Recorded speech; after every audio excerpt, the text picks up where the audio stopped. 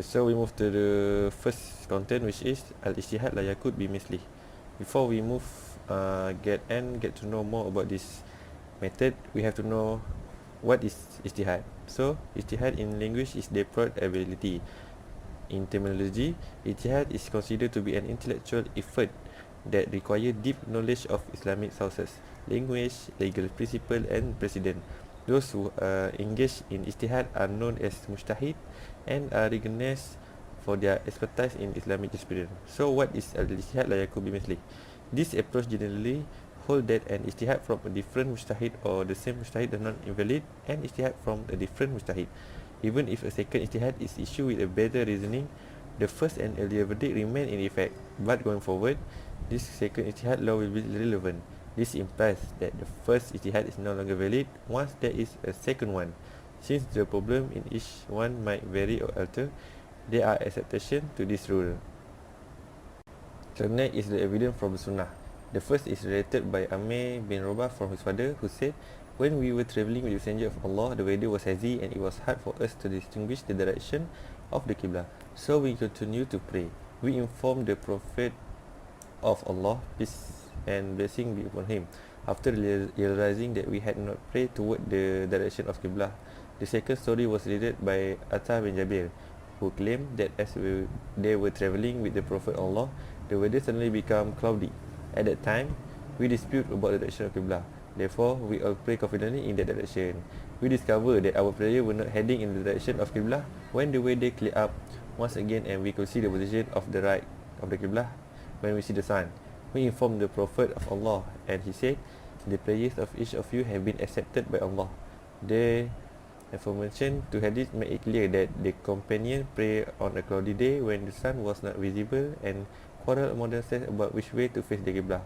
When the weather cleared up again, they report to the messenger, who said that their prayer had been accepted by Allah and there was no need for further action. In accordance with the prayer, the rule of al-ijtihad la yakun bimithli, the absence of an order to repeat the prayer and the prayer performed with mention of ijtihad against the direction of the Qibla, as in the case of the hadith above, serve as evidence that the person's prayer is invalid. So next is example situation for nowadays that relate to the al-ijtihad la yakun bimithli. First is, if a person perform an ijtihad to determine the direction of the Qibla to use for prayer, and then perform a second ijtihad to determine the direction of the Qibla, slightly different from the outcome of the first ijtihad. So, conclude they must pray using the Qiblah or the second ijtihad, even though the first ijtihad is not wrong and they didn't have to repeat the salat.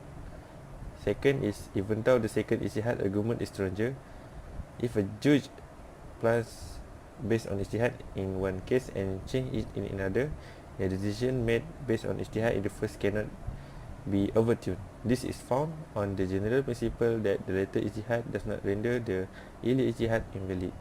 This is related to the judge of the some cases. Next, I will explain about the la masagha li al-ijtihad fi mawrid an-nas. So, the definition of this fiqh method is, it is not allowed to perform ijtihad as long as there is a nas. At first glance, it seems to be against the function of fiqh method, which acts as a platform to interpret the nas. So, if we talk about interpretation, then there must be a point of ijtihad. However, the meeting point of the contradiction is the function of the jurisprudence method, especially in this jurisprudence method, which is to distinguish a text from another nas in order to issue a hukum. It explained that the function of the fiqh method is to provide an interpretation of the nas that cannot be ijtihad, the law or the hukum, as long the hukum is still explained in nas clearly, as mentioned in the book of Al-Wajiz fi Idahi Qawaid al-Fiqh al-Kulliyah. It is not permissible to ijtihad with opinions and ideas when the law of problem is still mentioned in the Sharia text clearly, whether from the Quran, As-Sunnah, or Al-Ijma. It is as if a passage that is clear in terms of the use of a law that is presented in relation to the law which is a problem. If it does not contain a contradiction, cannot interpret a problem law that has an effect. That is to bring the law to a problem that is clear. So for evidence the validity of this method, Allah said in Surah Al-Ahzab verse 36, which means, and it is not necessary for the believers, men and women, when Allah and His Messenger decide on a matter which is it is not necessary for them to have the right to choose their own decision regarding their affairs. And whoever disobey the law of God and His Messenger, then he has indeed gone astray with obvious error. So in the passage above, it is mentioned that it is forbidden to establish or support the law that has already been decided upon by Allah and His Messenger, as well as in the case of scholarly ijtihad. The next evidence for this method is in hadith that narrated by Amir bin Rabi'ah. He said, we accompanied the Prophet Muhammad SAW on a journey, and when we want to prepare for the Salah, the weather was so cloudy and we had difficulty to determining the direction of the Qibla. So we prayed alone. But when the weather cleared up, we realized that we had prayed in the wrong direction of the Qibla.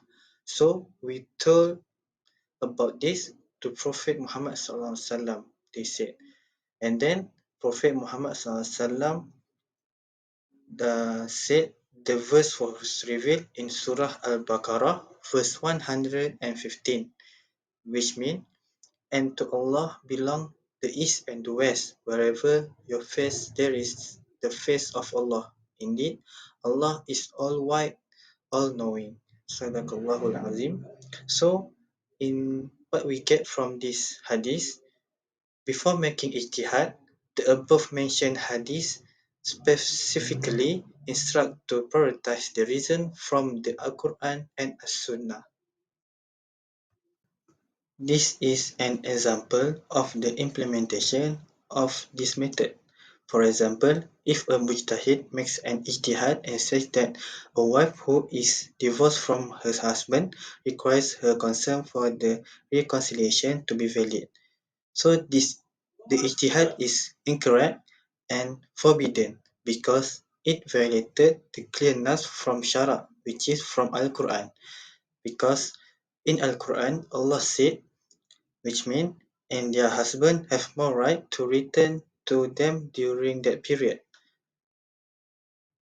From this example, it shows that if that law or the hukum is clearly said in Al-Quran, so it's not allowed for us to do ijtihad.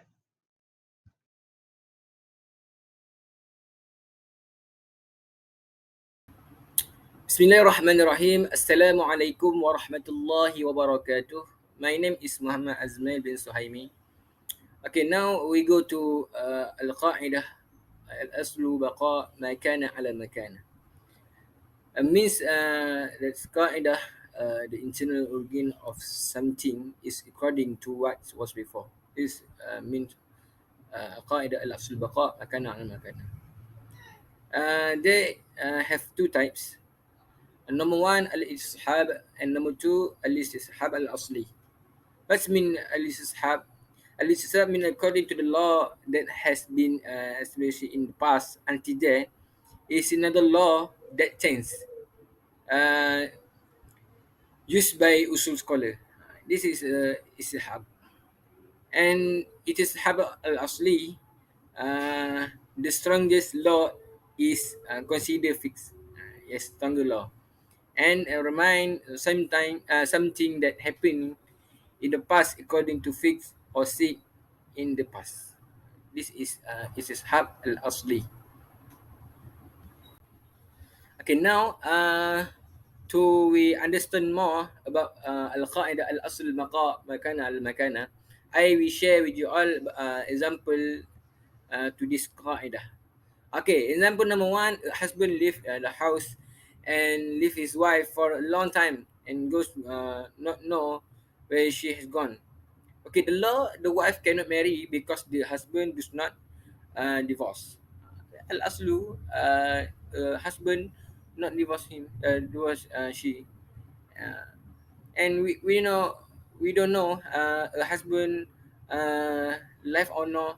Yes, so this is because the wife cannot marry. Okay, and example number two: a person eats lunch while fasting and he doubts whether the sun has set or not. So the law cancel the fast because the original time has not yet set. Yes, that's all.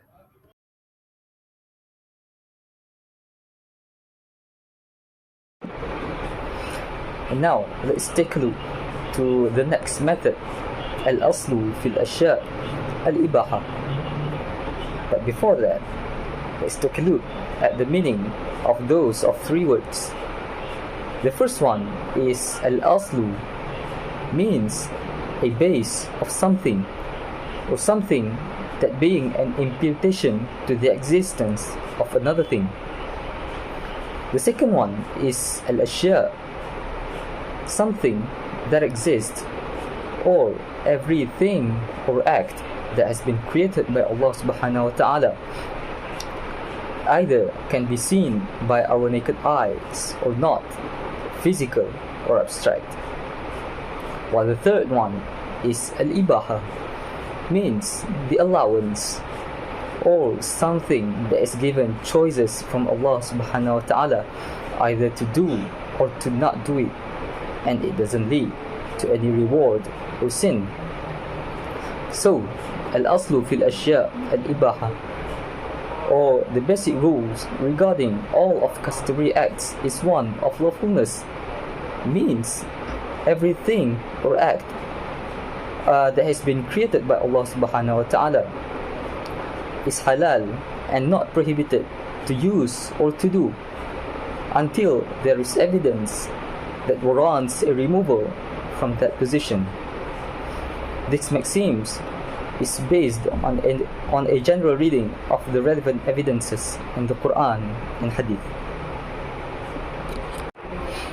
In Surah Al-Baqarah verse 29, Allah wants to tell us, Allah said in the Quran al-Kareem, أعوذ بالله من الشيطان الرجيم والذي خلق لكم ما في الأرض جميعا صدق الله العظيم. He, Allah subhanahu wa ta'ala, has created for you everything on earth.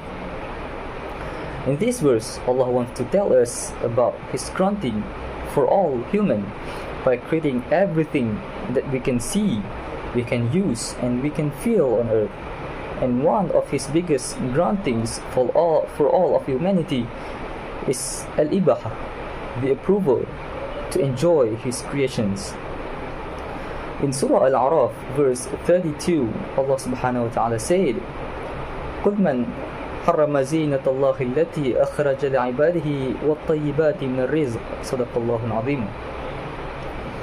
Ask, O Muhammad, who has forbidden the adornments that has been created by Allah subhanahu wa ta'ala, and also the good things from the prosperous. Ibn Kathir said in his tafsir, this verse is a prohibition to anyone who prohibited any type of foods, beverages, or clothing at his own wills without referring or observing to the Sharia law. Salman al-Farisi said, the concept of halal is everything that has been allowed by Allah subhanahu wa ta'ala in the Quran, while the concept of haram is everything that has been prohibited by Allah subhanahu wa ta'ala in the Quran. Meanwhile, everything that has not been described in the Quran al-Kareem will be forgiven. And now for the next method, al-aslu fil ibadat al-tahrim. Al-aslu fil ibadat al-tahrim, or the basic rule regarding the acts of worship, is one of prohibited. means that nothing can be legislated in this religion except what Allah subhanahu wa ta'ala and His Messenger Prophet Muhammad sallallahu alaihi wasallam has legislated. Therefore, nobody can worship Allah subhanahu wa ta'ala by doing any act of worship unless there is evidence in the Quran and Hadith that legislate that kind of act. Let's take a look at Hadith عن عائشة رضي الله عنها قالت قال رسول الله صلى الله عليه وسلم من عمل عملا ليس عليه أمرنا فهو رد أو كما قال الرسول صلى الله عليه وسلم, means whoever perform an act of worship that is not in our order, then the act is rejected. This can be understood as a prohibition to anyone who perform an act of worship that is not been mentioned by him. It is because the act of worship is derived only from Allah subhanahu wa ta'ala that can neither be added nor eradicated by human's mind or thought. Allah has created human to worship Him and also taught the human about the ways to worship Him through the words of our Prophet Muhammad sallallahu alaihi wasallam. Allah also told us to specify the worship only for Him. Then whoever tried to become closer to Allah subhanahu wa ta'ala by doing any practices that has been mentioned in the Quran and Hadith, then the practices are accepted. But whoever tried to become closer to Allah subhanahu wa ta'ala by doing practices that has not been mentioned in the Quran and Hadith, then the practices are rejected. Okay, next I will explain about ma sabata ala khilaful qiyas fa ghayruhu la yuqasu alayhi. So the definition of the part is the explanation does not come with a specific definition of what is meant by it, limiting themselves to defining the term qiyas only because it becomes the axis and basis of the method.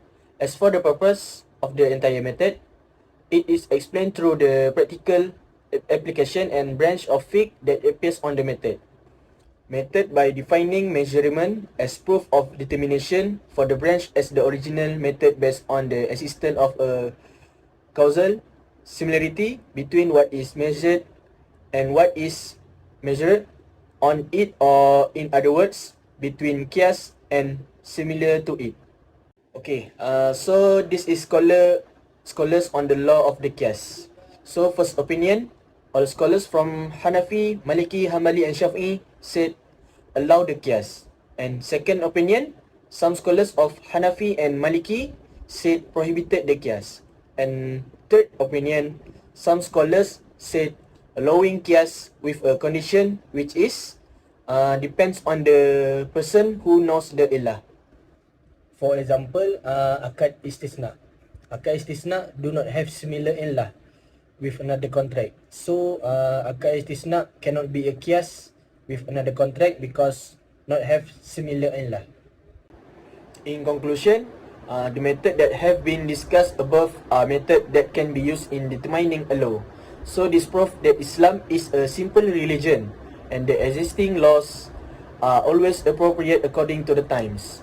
Therefore, as Muslims, we should be grateful for the blessing given by Allah subhanahu wa ta'ala and always be grateful to the scholars who have worked in studying knowledge so that the next generation will be continue to the practice the method so that it's easy to the understand.